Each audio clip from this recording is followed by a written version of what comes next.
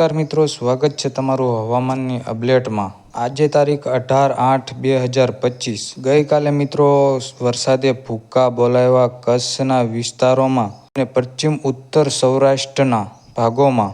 ઉત્તર અને મધ્ય ગુજરાતમાં પણ ગઈકાલે ભારેથી અતિ ભારે વરસાદ જોવા મળ્યો હતો। વરસાદની આંકડાની વાત કરવામાં આવે તો કુલ 181 તાલુકામાં વરસાદ ગઈકાલે નોંધાયો હતો, જેમાં અમુક જગ્યાએ 2 થી 3 ઇંચ જેવો વરસાદ જોવા મળ્યો હતો સૌરાષ્ટ્રમાં, અને 3 ઇંચ કરતાં પણ વધુ વરસાદ ગઈકાલે પડ્યો હતો। તો છેલ્લી 24 કલાકની સેટેલાઇટ પિક્ચર જોઈએ તો ગુજરાતમાં તીવ્ર થંડરસ્ટોર્મના વાદળ જોવા મળ્યા હતા। સૌથી વધારે વાદળ સૌરાષ્ટ્રમાં અને કચ્છ વિસ્તારમાં, આ સાથે ઉત્તર અને મધ્ય અને દક્ષિણ ગુજરાતમાં પણ જોવા મળ્યા હતા। આ સાથે ઘણા વિસ્તારોમાં ભારેથી અતિ ભારે વરસાદ ગઈકાલે જોવા મળ્યો હતો।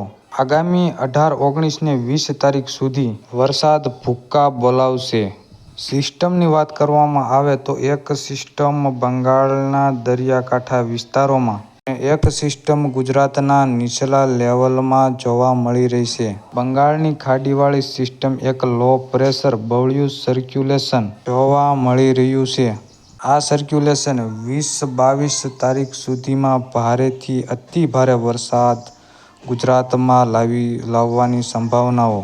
તો આજે કેટલાક વિસ્તારોમાં ભારેથી અતિ ભારે વરસાદ પડશે તેની વાત જણાવીએ તો સૌરાષ્ટ્રમાં જૂનાગઢ, મોરબી, સુરેન્દ્રનગર, જૂનાગઢ, ગીર સોમનાથ તે વિસ્તારોમાં ભારે વરસાદ પડવાની સંભાવનાઓ। આ સાથે સૌરાષ્ટ્રના બીજા વિસ્તારોમાં હળવાથી મધ્યમ વરસાદની સંભાવનાઓ। ઉત્તર ગુજરાતમાં મહેસાણા, બનાસકાંઠા, સાબરકાંઠા તે વિસ્તારોમાં ભારે વરસાદ પડવાની સંભાવનાઓ। બીજા વિસ્તારોમાં હળવાથી મધ્યમ।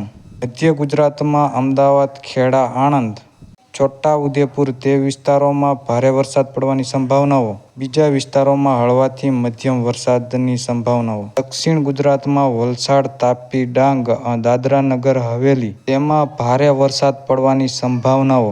બીજા વિસ્તારોમાં હળવાથી મધ્યમ વરસાદની સંભાવનાઓ। કચ્છની વાત કરવામાં આવે તો મધ્ય કચ્છના વિસ્તારો તેમાં ભારે વરસાદ પડવાની સંભાવનાઓ। બીજામાં હળવા ભારે ઝાપટા રહી શકે છે કચ્છના વિસ્તારોમાં। મિત્રો, આજની અપડેટ અહીંયા પૂરી થાય છે।